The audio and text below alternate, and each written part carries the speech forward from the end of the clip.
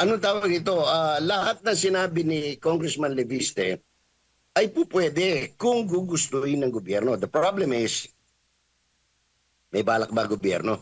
Para kay Yusek Castro Bacamo na yung babae in lababo ngayon, no? Ah, anong tawag nito? Hindi niya kinakailangan sabihin yun. Sabihan niya, Bossing, Mr. President, nasa kamay natin lahat ang kapangyarihan para magkaroon ng pagbabago ng anong tawag ito, ikaluluwag ng mga Pilipino. We cannot ask anybody to help us because everything is in our hands. Lahat ng authority, lahat ng kapangyarihan, sino bang pwedeng mag-utos na ibalik ang maleta? Siya rin.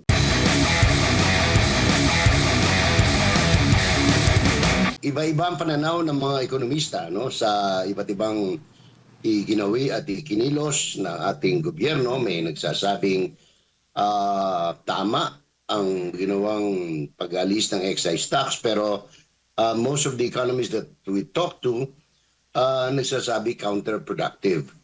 As a matter of fact, bago pa mangyari itong gulong ito, ay nag-uusap kami ni dating Defense Secretary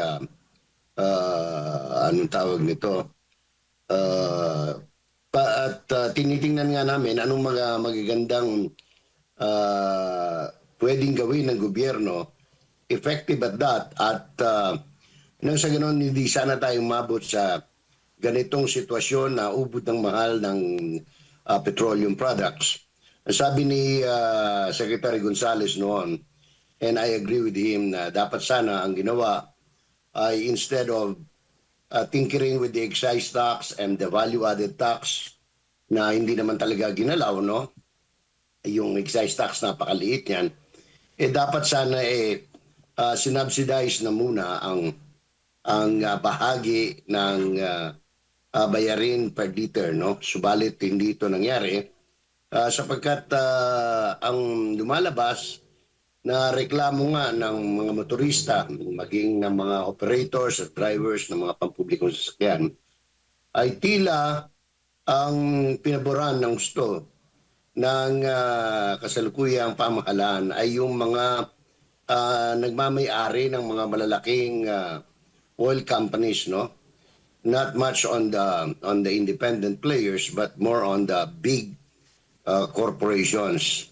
Tapos ang isa pang kapuna-puna rito ay ang pag-aangkin ng gobyerno na sila ang gumawa ng paraan para anong tawag nito, magkaroon ng sapat na supply o kung hindi man karagdagang supply ng petroleum products. Pero ang katotohanan niyan, these are largely private companies getting or buying imported petroleum products or crude oil mula sa mga bansa katulad ng Russia and yung sinasabing manggagaling sa Colombia by way of a private company owned by the Razons. But ang sinasabi nga itong mga produktong ito ay nasa kategory na Euro 2 petroleum products na alam ng maraming dalubhasa na ito ay maruming klase ng diesel, gasolina na maaaring ikasira ng mga sasakyan, especially ng mga bagong sasakyan na digital, no? Or yung mga may mga computer boxes. So ito yung mga tinitingnan natin ngayon. But whether this will last really for the next 45 days na sinasabi ng gobyerno, and we'd like to believe na sana tama yung kanilang kwentada rito, no? Ngayon pa lamang, ang dami na nating nakikita mga gasoline station na nagsasara. Meron ding mga kinukompute dito yung mga magagaling sa anong tawag ito. You cannot tinker kasi with numbers dahil perfect yung science ng number pag mathematics, no? Kasi tinitingnan kung ganito lang karami, halimbawa yung 700,000 tawag ito, yung unang na-import ng petron, sa number of liters that we consume every day, malabo doon sa kwentada na 45. So medyo kinakabahan ang maraming nakakahalam dito, lalo pat nakikita nila yung pagiging slow put o bantulot na gumalaw ng mabilisan at maayos ng Department of Energy. Nakita naman natin ang behavior ni Secretary Garin, no, diyan sa DOE noon sa Senate hearing. Although sinasabi, well, puyat daw, ganito. Talaga mapupuyat ka nang kaiisip kung hindi mo alam kung ano ang solusyon. No, yan ang diferensya if you put somebody on top of a situation where she or he knows nothing or expertise on that particular situation or field of na kanyang hinahawakan, Jade. Po, sa tingin po ninyo, Sir Jay, kailan kaya natin mararamdaman na considering na sabi mo nga itong ang pagsuspende ng excise tax, meron ng kapangyarihan ng Pangulo dyan at yung mga stock, no, mga karagdagang supply, meron na. Kailan mararamdaman na ng taong bayan yung medyo paggaan naman, pagbaba, no, ng presyo nito? May possibility pa ba? Sir Jay, kasi kung makikita mo ngayon, nasa 150 na ata, kung hindi ako nagkakamali, ang presyo ng ilan po sa mga produktong petrolyo. Oo, pag lumampas ka sa threshold, 100, medyo mabigat talaga yan. Tanong mo kung kailan mararamdaman yung maiibsan dahil sa assurance nga ng gobyerno, wala akong nakikitang palatandaan, gawa nga ng ang tingin ko rito, wala talagang seryosong effort ang pamahalaan to ease the pain, no, so to speak, sa ating mga consumers o sa ating mga kababayan in general, until and unless pwede silang kumumpas, sasabihin nila sa mga, kasi tama kasi yung ng tao bakit pinayagan ng gobyerno na magtaas ng ganito kataas ang presyo ng petroleum products gayong sa ibang bansa o sa maraming bansa na similarly situated sa atin ay nananatili na nasa antas na 60 pesos ang per liter, no? Kasi nga ang ginagawa ng gobyerno doon, gumawa sila ng paraan para talagang anong tawag ito, decisions na pabor sa tao. Kasi ang dali-dali namang kumbaga, hampasin ng latigo itong mga may-ari ng kumpanya, sabihin nila, akala ko ba 60 days ang ninyo, ang inventory niyo, bakit kayo nagtataas wala pa kayong binibiling mahal? Itong hawak niyo ngayon, we're bought on prices na balik tayo sa dati, 57 lang noon. Bakit sila pa pinayagan? Why did the DOE or the government for that matter allow them to make such an increase, no? Unfair. Dapat mag-i-increase sila kasi negosyo yan kung ang kinapital nila ay mahal na, wala pa silang kinapital na mahal maintindihan siguro itong bagong inangkat na crude oil na i-refine ng Petron ay bebenta nila after 45 days ng mas mahal. Kasi mahal na nilang inangkat. But increasing it without a single centavo na ininvest nila ng mas mahal doon sa kasalukuyang stock inventory nila, this is unfair, no? Ngayon, kung hindi nila mapahindihan itong mga kumpanyang ito dahil for one reason or another, perhaps political, dahil naging funder nung nakarang eleksyon, etc., ang pinaka-the best nilang magawa sana ay buksan ng maleta at i-implement yung katulad ng ginawa ng tatay niya na oil price stabilization fund. Ibig sabihin, isa-subsidize muna ng gobyerno yung posibleng buffer na kailangan ng industriya so that when they buy new products, masusustain nila. Hindi ganoon ang ginawa Opo, kasi nakikita natin, Sir Jay, ang taong bayan yung nagsushoulder ng gastusin dito sa pagtaas po ng presyo ng langis. Sinabi mo pa, dahil ang presyo ng bilihin ngayon, Jade, ewan ko kung nararamdaman nyo dyan sa Metro Manila, pero dito sa probinsya, daman-dama na ng ordinaryong manggagawa. Kasi ang manggagawa, wala namang itinasa sahod niya sa arawang sahod. Ano? Pero makikita mo, ang manok dito, halos mag-300 na ang kilo. Ang baboy, mahigit 300. Ang mga sibuyas, kamatis, yung mga rekado, isda, maniwala ka. Hindi ako kagagaling ko lang sa palengke kahapon. Ultimong tilapia ay 300 piso. Ito pa ang mabigat-bigat. Mabuti kami dito, may panggatong kami sa pag nagluluto, pero sa mga urban centers like Metro Manila, Metro Cebu, Metro Davao, dyan sa Angeles, Lucena, at sa mga kanugnog na lugar na wala nang nabibiling panggatong na kahoy, no? Talagang LPG, pero dun sa pinakahuling pagmamanmano, monitoring natin, ay marami sa mga independent players ng LPG ang halos wala nang maibenta, no? Dun sa may mga branded naman, tumaas ito. Kahapon nakabili rin ako ng LPG, pang backup sana rito pagka medyo maulan at hindi natutuyo yung panggatong. Tumaas na rin ng halos 300, 400 ang 11 kilograms ng LPG sa pamilihan na Jade. Opo, ang tanong ko kasi kanina, Sir Jay, kung naririnig mo ngayon, kung pwede bang Yes. pababain, no, ni Marcos Jr. yung presyo po ng langis. Ito bang kasi, di ba, may kapangyarihan na siyang suspendihin yung excise tax. Ngayon, anong naging implikasyon, Oo, di ba? may emergency powers na siya. Malaki magagawa niya kung gugustuhin niya, no? Number one, pwede niyang utusan ang anong tawag nito, ang papatawag niya ng meeting yung mga big players at sabihin niya, oy, sandali lang, masyado na kayong malaki ang kinita, bawasan niyo doon sa halagang masaya kayo at masaya rin ng taong bayan. Pwede naman yan sa usapang may bayag, pwede yan, no? Pangalawa, sana ito pwedeng gawin niya kung may pera ang gobyerno.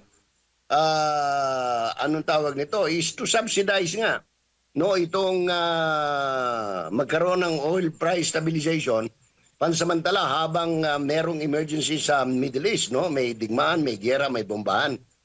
Yun ay kung gagawin niya, kasi walang dahilan para hindi niya magawa sapagkat binigyan na siya ng kapangyarihan ng ating Kongreso na gumawa ng mga kaparaanan na maibaba ang presyo ng petroleum products and yung mga impact nito sa pangunahing bilihin ng bansa, Jade. Nangyari na ho ba ito before, Sir Jay? Yung ganyan pong sinasabi po ninyo? Yes, nangyari yan. Panahon ni President, ng tatay niya, panahon ng tatay niya, nung tapos nagkaroon ng rotation, ng gasolina, maraming pwedeng gawin eh. Ang problema nga lang, mukhang wala naman balak gawin siya, no? Kasi ang naririnig natin, presyo ng damit sa gasolina, hindi natin maintindihan yon. Yung fertilizers, ang layo sa usapan, hindi natin mawari kung anong nangyayari sa presidente ng Republika ng Pilipinas. Bago ko ipasok kay Partner Admar, baga pwede ring tumulong yung mga oil companies din kasi hindi lang puro doon sa mga sa taong bayan na sinushoulder nila itong mataas na gastos. As I said kanina, Jade, unang-una hindi dapat pinayagan dahil nga simple lang, ang stock nila was bought on a price na hindi naman bakit siya pinayagan na tumubo itong mga ito o pagsamantalahan. That's the right term for them to rate the situation literally by increasing the price, the pump price by almost ilang percent. Hindi ko na malaman kung ilang porsyento dahil magmula 57 ang litro. Ngayon meron ng mga 121, 115, 112. Sobra pa sa doble ang itinaas ng produktong petrolyo, Jade. Manong Jay, yung buntag, para dagdagan lang ng information, no, yung pagtaas sa presyo ng mga produktong petrolyo. Yung gasolina natin, kasama na yung kahapon, ay ika-12 linggo na. So ano na, kumbaga 3 buwan na tumaas, sunod-sunod itong gasolina, habang ika-14 na linggo naman para sa diesel at kerosene. Pero dito ako sa naging matapang na pahayag noong March 30 ni Congressman Leandro Leviste. No? Basahin ko lang yung kanyang pahayag, Manong Jay, na nakapost din dito sa social media. Sabi niya rito, 20% ng binabayad nating buwis ay napupunta sa interes ng utang ng gobyerno. Interest pa lang ng utang ng gobyerno. Yung buwis natin, 20% daw. O 950 billion pesos sa 2026 budget. Pinalaki ng pinalaki taon-taon ng pambansang budget, pero sa halip na lumakas ang ating ekonomiya, bumagsak ang GDP growth at foreign investment, tumaas ang unemployment at presyo ng mga bilihin, at lampas sa 60 pesos ang $1, 60.7 ata kahapon nagsara. At ngayon, idineklara ng gobyerno na tayo ay nasa state of national emergency. Pero sa halip na tugunan ng gobyerno ang pagtaas ng presyo ng langis, nagbabayad pa tayo ng buwis para sa utang ng gobyerno. Ang paggastos ng gobyerno ay ang problema. Ulitin natin ang paggastos raw ng gobyerno ay ang problema, hindi ang solusyon. Kaya ang dapat tutukan ng gobyerno ay ang pagputol sa mga gastusing hindi kailangan. Iniisa-isa ni Congressman Leviste rito po, Manong Jay. Sabi niya rito, 23 billion pesos sa pag-host ng ASEAN Summit, 28 billion pesos sa traveling expenses, 14 billion pesos sa representation expenses, 11.6 billion pesos sa traveling sa confidential and intelligence funds, 2.46 billion pesos sa Presidential Communications Office, at ang bilyon-bilyong piso pang ginastos para sa social media trolls. At dahil kaya namang magtipid ng gobyerno, aprubahan na rin ang aking panukalang batas, yung House Bill number 4302, na ibaba ang VAT sa 10% upang mapagaan ang pasanin ng taong bayan. Ano po masasabi niyo po dito, Manong Jay? Alam mo, lahat yan ay may katotohanan eh. Ang problema, willing ba ang liderato? Like, totoo yun. Pwede naman wala munang ASEAN Summit o APEC Summit na magaganap dahil maintindihan yan. They can always do that via Zoom, no? Kung gusto man nilang ituloy. Which means na walang gagastusin except probably for the internet connection. Number 2, travel. Talagang nung panahon ni Presidente nung tatay niya, kahit anong panahon nila ng sumunod na presidente, ginawa nila yan. Anong tawag nito? Wala munang travel, walang gagamit ng 16, 18 na sasakyan, especially yung mga nasa gobyerno. Nag 4-day work, ang tawag nila, yung ginawa nila, 4-day Work week. Work week. Pero makikita mo naman, Friday, Saturday, Sunday, nalagari pa rin yung mga sasakyan ng nasa gobyerno. Which means wala rin. No? Makikita mo, nasa mga shopping mall, nasa mga sabungan, nasa kung saan-saan. In other words, walang seryoso. Pangalawa, sabi ko nga, ang problema talaga ng fiscal management, which means yung paggamit ng pondo. Ang problema natin, since last year, we were working on a budget deficit spending. Now, ang nangyayari tuloy, every time may pera ka ngayon, ibinabayad mo lang doon sa ginastos mo nung nakaraan. So, kaya yung sinasabi ko na pwede na sanang oil stabilization, pero saan kukuha ng pondo? Tapos kumuha pa sila ng nag-loan sila ng 60 million, hindi ko alam, pesos o dollar ba yan mula sa bangko. Pero ang sinabi nila, agrikultura, wala namang dumarating sa amin, kami mga magsasaka. So, yun, anong tawag ito?